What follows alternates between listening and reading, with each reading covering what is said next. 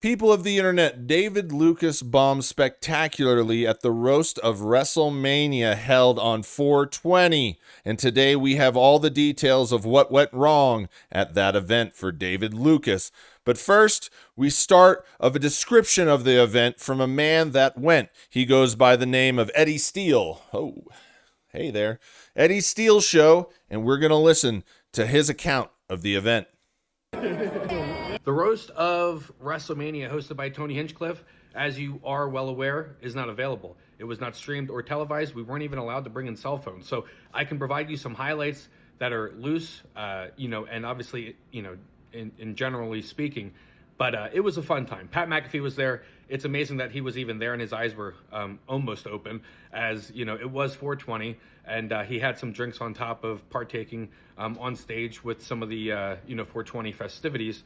So he had some jokes. He was a good sport.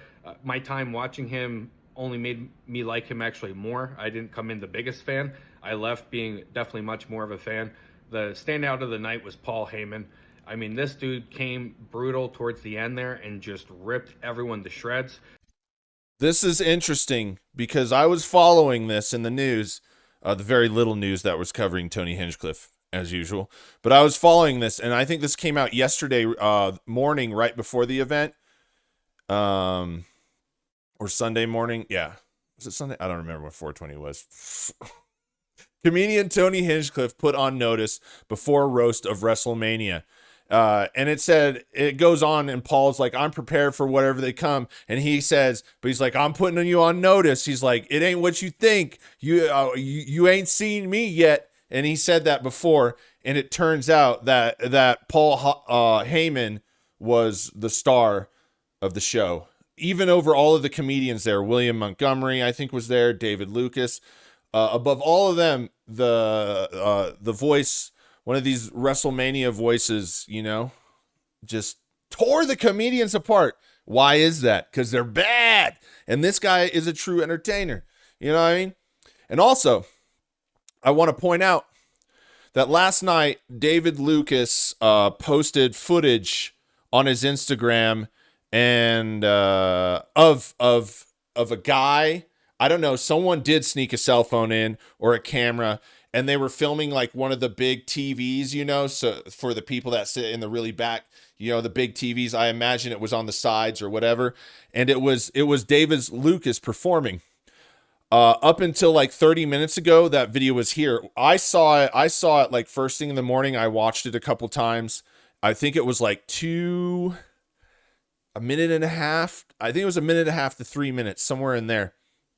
And I remember one of the jokes. So it was like this big podium thing that was all fancy. And then if you're looking at the stage, right, and then off to the right, it was like Kill Tony, except there's a podium instead of the mic. And then off to the right, they had the table. I know Tony was the second one in. And David Lucas, I remember one joke. I don't know who it was. There was a guy at the very end of the table. Like, he was sitting off of the end. He wasn't sitting behind the table. He was sitting off the end. And he had no shirt on. I think he had long hair. I assume he's a wrestler. And David Lucas is like, you look like if a meth lab met a GNC.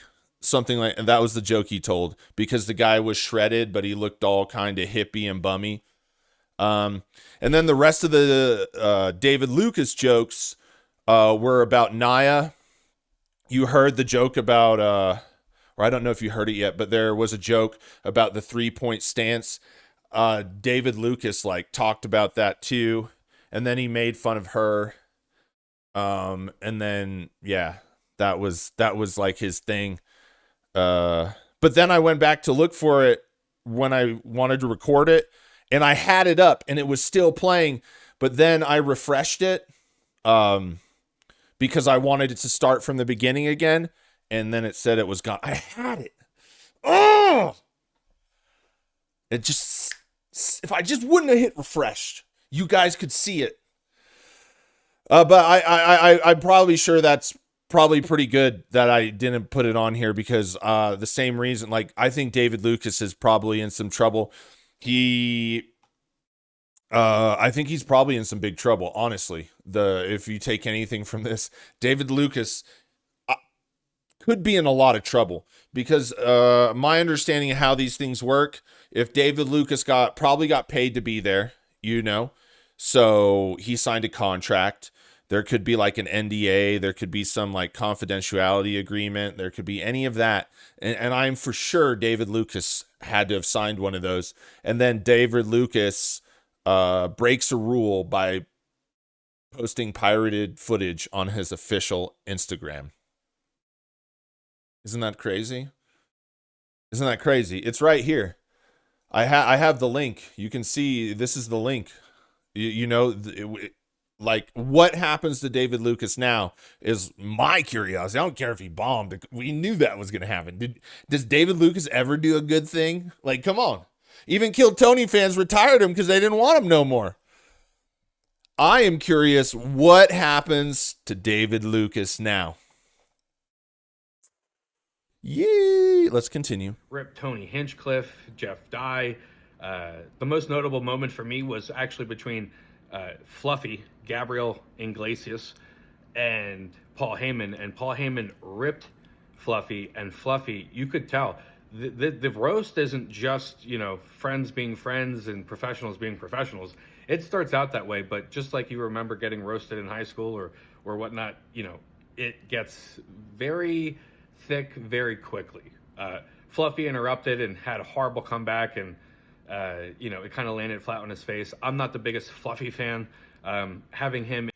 I want to say something though. This is just proof of what everyone is saying about the world's best comedians.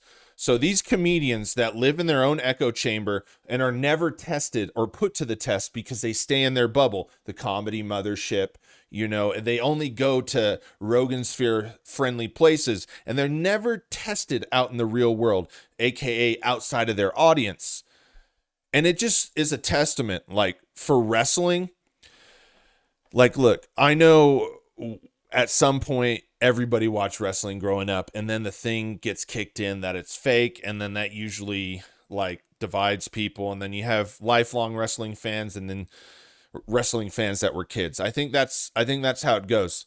But whether or not you believe like wrestling is fake or if it's stupid or whatever, it's just a true testament to how good of entertainers these guys are. And I'm not talking about the wrestler.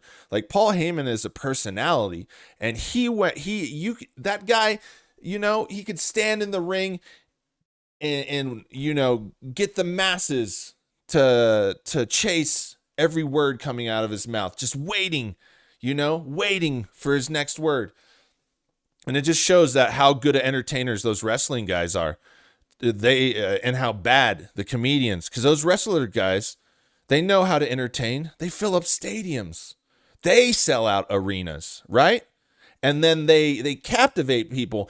And let's put it like this. This wrestling thing, it ain't like, a post-COVID couple years of success. These guys have been doing it at that level since before I was born, or when I was a kid, at least. Isn't that crazy? It just shows you. Well, no matter what you think about, professional wrestling, or if it's, it's mostly the real fake thing is the problem for people. They're just really good entertainers, and they smoked all the comedians, the best comedians in the world. One man, not even all of the wrestler. They didn't even need the whole WWE or the whole organization. They just needed Paul. Paul took out the whole fucking line. One wrestling organization, man, took out all of the best comedians and roasters that have ever been seen in the land before time. Isn't that crazy? So here's the thing I want you to think about. We'll keep going, right? Here's the thing I want you to think about. These comedians keep saying we are the best, we are the greatest, buddy, right? They keep saying that, but whenever they have to go out into the commercial world outside of the Rogan sphere, Netflix, do specials, stuff like that, they constantly, when they are told to perform, they bomb. They always bomb, and they bust it up. So why are people still believing these guys when they say they're comedians? If you're a comedian, you can go do the job that a comedian does, but you don't. Anyways, but on a personal note, why is David Lucas? What are we? Who is a fan of David Lucas? You know, I even some of these people I don't like. I don't talk about. I still understand. I still understand they can have fans. I'm fair, right? But when it comes to David Lucas, like, what are you standing up for as a fan there? You know, look what he does to women. Look how he treats people. He's just nasty. You know? And the funny thing is I remember in the David Lucas part of the roast that I watched, I think he made fun of her weight. And it's just like, what are you doing, brother? The only reason Brian Callen has a sandal company called Toeholds right now is because I'm not going to say it. All right. Anyways, moving on. Moving on. Oh, hold on. In that sphere, I guess, was the API, the bridge between the WWE and the Kill Tony space. Not a big fan. He wasn't able to take a lot of jokes, and really, it's kind of questionable why he would even be in this sphere. But I can kind of see the connection of him being a bridge. So, yeah, there was some tension between them two. The Miz, he got ripped to shreds. He was offered, some 420, some cannabis multiple times, and he turned it down.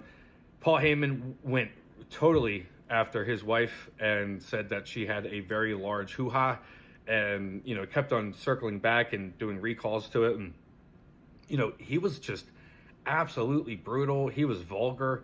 He was saying all the things that you think he might say if he wasn't on USA or something like that. I mean, Paul Heyman was like the stand-up for me. Absolutely killed it. Carrot Top came out. Did you hear that? It wasn't Tony Hinchcliffe. It wasn't any of the best. It was the wrestling dude. The wrestling guy stole the show from the roast masters of the universe. What are we doing, folks? What are we doing? We're letting these guys destroy comedy. They are destroying comedy. And the complacency of the comedy universe, it's not benefiting us. Out with, he was stoned and possibly maybe even on shrooms. It's obviously conjecture. I can't confirm. He was in another universe. He did have pink box donuts. He was eating them. He didn't say or really offer anything of importance. And David Lucas came out.